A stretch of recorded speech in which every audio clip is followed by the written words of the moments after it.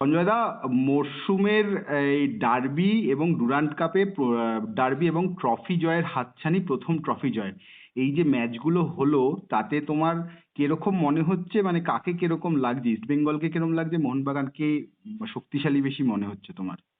দেখো, এটা তো সেকেন্ড ডার্বি। হ্যাঁ, হ্যাঁ। শুরু হয়েছিল ডার্বি দিয়ে, শেষ হচ্ছে ডার্বি দিয়ে।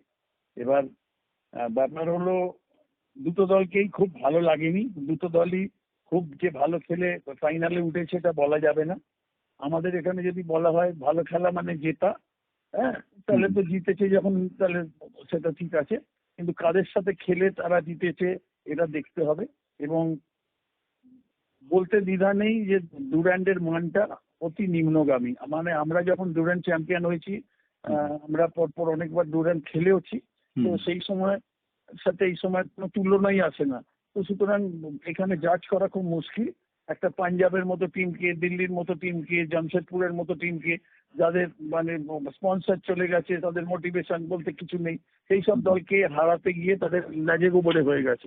এবং দুটো তিনটে ম্যাচ জিতেছে তারা পেনাল্টিতে, এবং পেনাল্টিতে যে কোনো ফল হতে পারে। তো সেই দিক থেকে মানে ও, কি বলা যাবে। এবং খেলার বিচার করলে মোহনবাগান, যদি আমরা দেখি যে লাস্ট ম্যাচটাও যারা যখন ফাইনালে উঠলো, ক্লিয়ার কাট ওপেনিং বলতে 90 মিনিটে একটা চোখে পড়বে না। যেটা আমি যদি ভুল করে তাহলে আমাকে মাফ করবে, বা তুমি যদি আমাকে একটা বলে দিতে পারো যে একটা কারোর নাম যে ক্লিয়ার কাট চান্স মানে ওপেন যেটাকে বলে, হ্যাঁ, একদমই সেই রকম হয়নি, একদমই পাইনি। তাহলে কিসের নামি দামি টিম, কিসের বিদেশি কোচ, কিসের, এটাই আশ্চর্য লাগে। তো সুতরাং এখানে ওরকমই ভাবে কেউ না কেউ জিতবে এবং প্রথম ট্রফি জিতবে।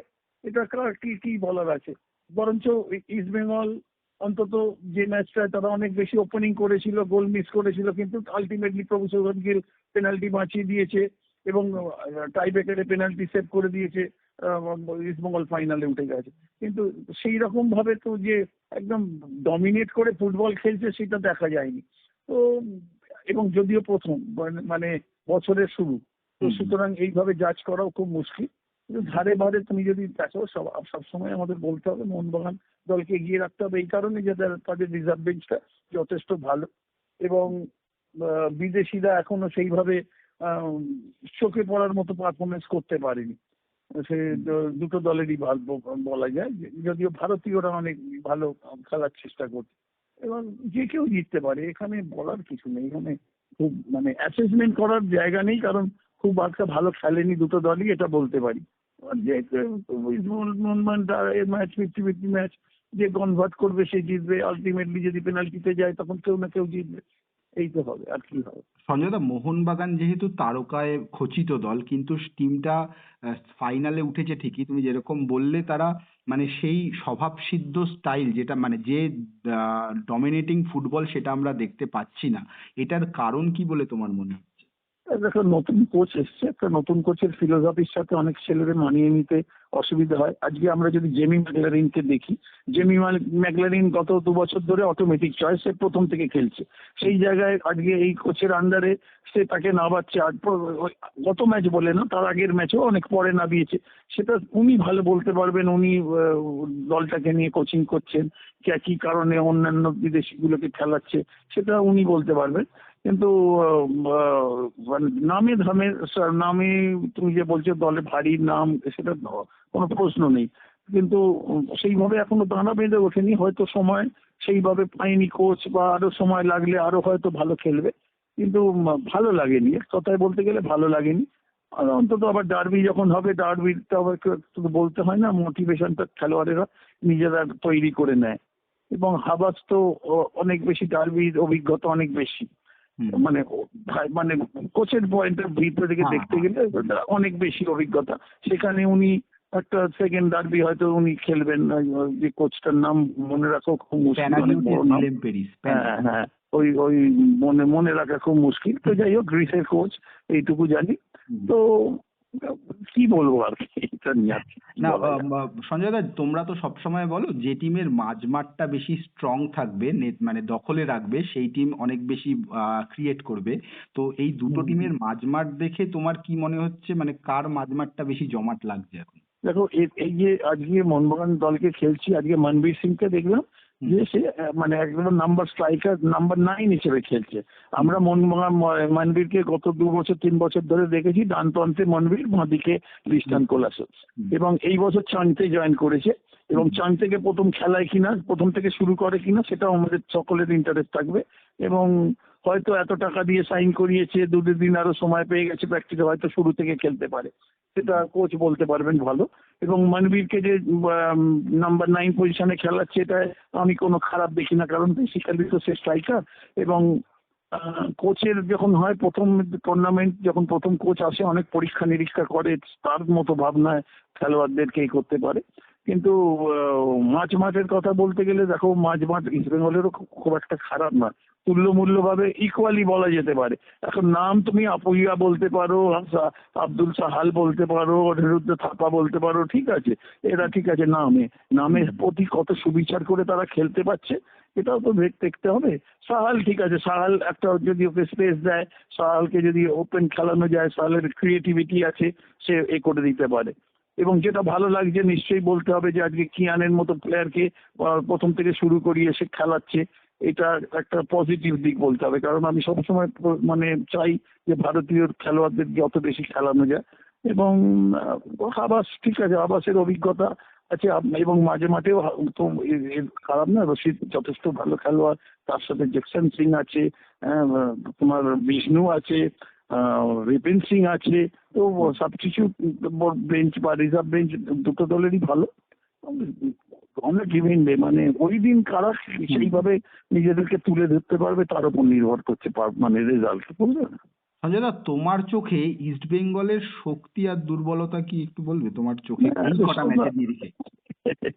এ বলা খুব মুশকিল। শক্তি বলতে কি, হাবাসের একটা ব্যাপার হলো কোচের শক্তিটাকে আমি বলবো, কারণ এইসব ম্যাচে অনেক ট্যাকটিক্যাল, এবং সে যেহেতু অনেক বেশি ডার্বি খেলেছে, অনেক বেশি মানে একটুখানি মানে এগিয়ে রাখতে হবে অভিজ্ঞতার দিক থেকে। কিন্তু মানে দল হিসেবে দেখতে গেলে দেখো, এই যে আজকে কাকে খেলাবে এটাও তো ভাবার ব্যাপার আছে। আজকে সন্দীপ নন্দীকে খেলাচ্ছে, সন্দীপ নন্দী দুটো পেনাল্টি করে, সন্দীপ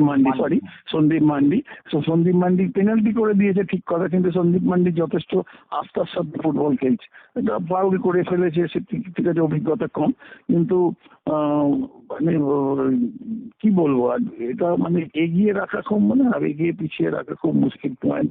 তোমার মনে হয় কি ইস্ট বেঙ্গলের ফিনিশিংটায় প্রবলেম আসছে? না, সে তো মোহনবাগানেরও আছে। তো মোহনবাগান তাহলে যদি এত নামি দামি খেলোয়াড়ে কটা গোল করে তারাই করেছে, তুমি ওই সব দল খেলা ছেড়ে দাও, যেসব মানে যেসব দল কোনো তাদের যোগ্যতা নেই, যারা ডুরান্ডে খেলছে। কিন্তু জামশেদপুরের দিকে এগেইনস্টে যদি কথা বলি, তো আমরা যদি তার পরের ম্যাচটার কথা বলি, কিভাবে তারা খেলতে পেরেছে, খুব ভালো কি ওপেনিং করেছে না পরবর্তী খেলেছে। তো ইস্ট বেঙ্গলের তো আছে সমস্যা আছে, এবং মিগুয়েলকে সে মানে ফিট হিসেবে পাইনি। মিগুয়েল কি রকম জায়গায় আছে মোহনবাগানের সেটা দেখতে হবে। ইস্ট বেঙ্গল ক্লাবে একটুখানি স্ট্রাগল করছে, এবার স্ট্রাইকার এখনো তাদের সই করতে পারেনি, যেহেতু তাদের মানে একটা আর্থিকের একটা স্পন্সরের ব্যাপার আছে। কিন্তু ডেভিড খুব মানে আমি প্রশংসা করতে চাই সবসময়, এবং ডেভিডকে আমি সবসময় ক্রেডিট দিই, হয়তো লাস্ট ম্যাচটা গোল পাইনি, তো ওই ডেভিড যথেষ্ট ভালো, তো সুতরাং হয়তো গোল পাইনি, গোল করতে পারেনি, এই ডার্বি ম্যাচেই হয়তো গোল করবে। তো উইক পয়েন্ট প্লাস পয়েন্ট বলে না, তার প্রতিটা দলেরই প্লাস নেগেটিভ পজিটিভ আছে। আবার বলছি, এই ম্যাচগুলোতে অনেক অনেক ক্ষেত্রে প্লেয়াররা জ্বলে ওঠে, সেই কোন দলের খেলোয়াড়েরা কোন ভাবে কিভাবে সঠিকভাবে জ্বলে উঠবে তার উপর নির্ভর করছে। 50-50 ম্যাচ এটুকু বলতে পারি, যারা চান্স ক্রিয়েট করতে পারবে তারা জিতবে।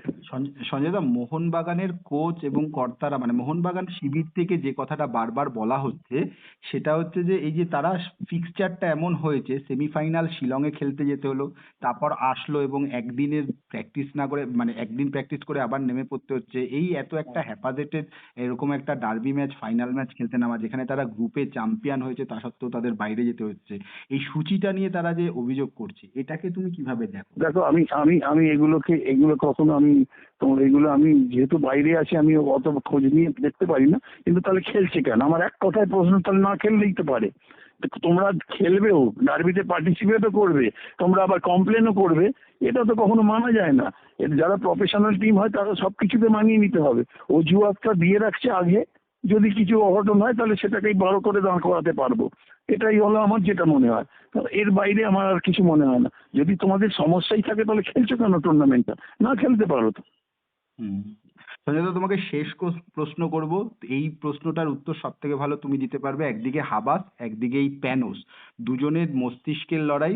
হাবাস সম্পর্কে আমরা জানি কতটা সে ক্ষুরধার। প্যানোস অভিষেক ডার্বিতে তিনি কিন্তু হারিয়ে দিয়েছেন বিপক্ষকে। তো সেখানটায় দাঁড়িয়ে মানে দুজনের মস্তিষ্কের এই লড়াইটা কে কোন দিক থেকে কিরকম মনে হচ্ছে তোমার? আমার মস্তিষ্ক কত ওই রিসেট কোচের আছে আমার জানা নেই। হ্যাঁ, এবং কি মস্তিষ্ক থাকার দরুন তাকে মোহনবাগান সই করিয়েছে সেটাও আমার জানা নেই। তো যদি জিতে যায় তখন মস্তিষ্কের ব্যাপার আসবে, কিন্তু মস্তিষ্কের কথা যদি আসে সেখানে হাবাসকে আমি প্রথম থেকেই বলছি, যদি এটা আসে মস্তিষ্কের দিক থেকে হাবাস অনেক বেশি অভিজ্ঞ এবং অনেক বেশি ক্ষুরধার, এটা নিয়ে নিই। এবং ওনার কাছে গ্রিসের কোচের কাছে নিশ্চয়ই চ্যালেঞ্জিং, এবং একটা তো আত্মবিশ্বাস উনি পাবেন যে এই ইস্টবেঙ্গল দলকে আমরা হারিয়েছি, আবার হারাতে পারি, এইটা দিয়ে। এবং মস্তিষ্কের ব্যাপারটা কি সেটা তো খেলা দেখলে ওয়াচ করলে বোঝা যাবে। এবং আরো বেশি করে যখন আরো খেলা দেখবো, যে সারা সিজনে যখন খেলা দেখবো তখন কনক্লুশনে আসা যাবে। যেহেতু আমি হাবাসের সাথে কাজ করেছি এবং হাবাস এতদিন কলকাতায় খেলিয়েছে, সেই ক্ষেত্রে আমি হাবাস সম্বন্ধে বেশিভাবে কমেন্টস করতে পারি। কিন্তু এই ভদ্রলোক সম্বন্ধে তো আমার জানার সেরকম কিছু নেই। পাঞ্জাবের মতো একটা দলকে, যাদের কোনো অ্যাম্বিশন নেই কি কি মানে চ্যাম্পিয়ন হবার, বা ঠিক আছে আমরা টিকে থাকবো, সেই জায়গায় একটা কোচিং করিয়ে মোহনবাগানের মতো একটা ভারী দল এবং মানে ভারী নামের খেলোয়াড়দেরকে নিয়ে উনি শেষ পর্যন্ত কতটা ভাবে কিভাবে দলটাকে পরিচালিত করে তার উপর নির্ভর করবে। উনি তার মস্তিষ্কের ব্যাপারটা, তার আগে তো জাজ করা যায় না, না তখন।